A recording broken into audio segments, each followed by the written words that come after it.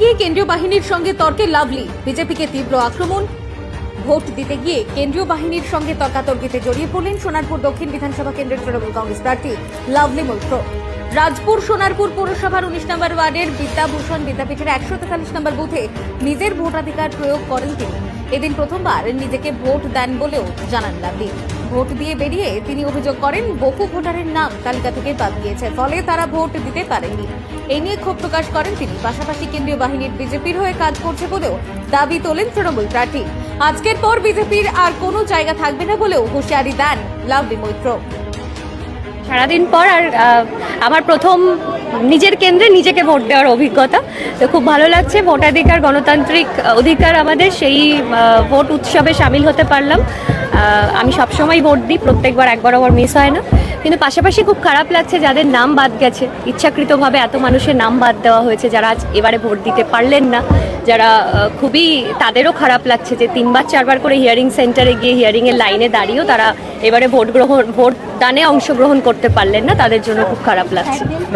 আগে এখানে একটু সমস্যা হচ্ছিল, দেখুন তোমার সঙ্গে কথা কাটাকাটি হচ্ছিল, কি বিষয়? হ্যাঁ, মানে বিভিন্ন জায়গায় আমরা দেখছি যে সেন্ট্রাল ফোর্স যেভাবে বিজেপির হয়ে কাজ করছে বিভিন্ন বুথে বিভিন্ন জায়গায়, তাতে করে তো আমাদের সন্দেহের কোনো জায়গা থাকে না। আর বোঝাই যাচ্ছে কেন করছে, কোথা থেকে করছে, কাদের নির্দেশে করছে, কিন্তু কোনো লাভ নেই। আমাদের এটা দ্বিতীয় দফার ভোট চলছে, দ্বিতীয় দফায় বিজেপির দফা রফা হয়ে গেছে অলরেডি। এখন বাজে প্রায় 12:30।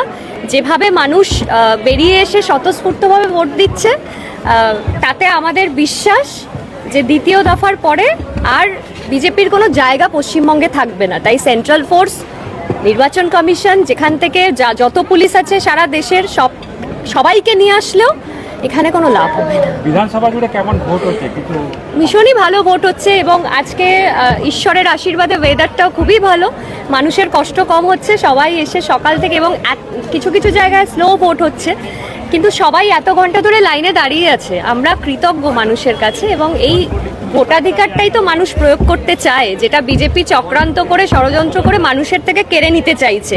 মানুষের ভোটাধিকার, বৈধ ভোটাধিকার, সেটাকে কেড়ে নিতে চাইছে। তার বিরুদ্ধেই তো তৃণমূল কংগ্রেসের, মমতাদির এবং সারা বাংলার মানুষের লড়াই।